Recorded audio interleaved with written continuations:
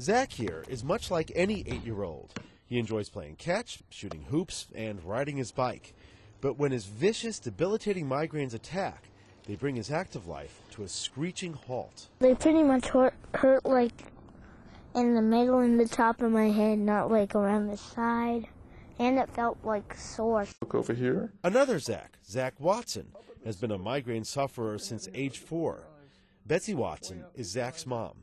He would curl in a fetal position and try to pull his hair out and throw up, had the photosensitivity to light. Her son has tried everything from Botox injections to medications to get relief. According to the International Headache Society, around 8% of children have migraines. Look straight ahead. Now, the society has changed its guidelines for diagnosing child migraines. Overall, they recognize child migraines may not be as intense or last as long as adult migraines, but are migraines nonetheless that need to be treated. They've revised the classification to a headache that is at least 1 hour in duration, being a childhood migraine, whereas adults are 4 hours in duration. Ethan, is it like somebody squeezing your head, or is it like somebody beating your head? It's a beating. 5-year-old Ethan also battles migraines. Child migraine specialist Dr. Frank Berenson says that it can be challenging to diagnose migraines in children because of their inability to effectively describe their pain. Often they're misdiagnosed with sinus infections or eye strain headaches. You'll see a kid who just is irritable and throws up, and that may be his migraine accompaniment. It's bright sunny days like today that can affect children with migraines. Classically, migraine patients don't like bright lights.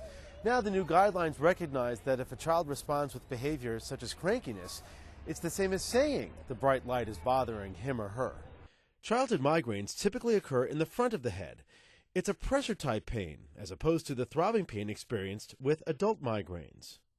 Added to the guidelines were what's called abdominal migraines, where the child can get midline abdominal pain, which is often accompanied by severe nausea and vomiting. The good news is there's treatment. Most importantly, avoiding classic triggers found in kids, such as sleep deprivation and poor diet. Caffeinated beverages, nitrates and nitrites in preserved foods like hot dogs. And of course, there's medications to help relieve the discomfort. These are my pills. Thanks to aggressive treatment, Zach's migraines have become more manageable. I'm Dr. Mike Rosen.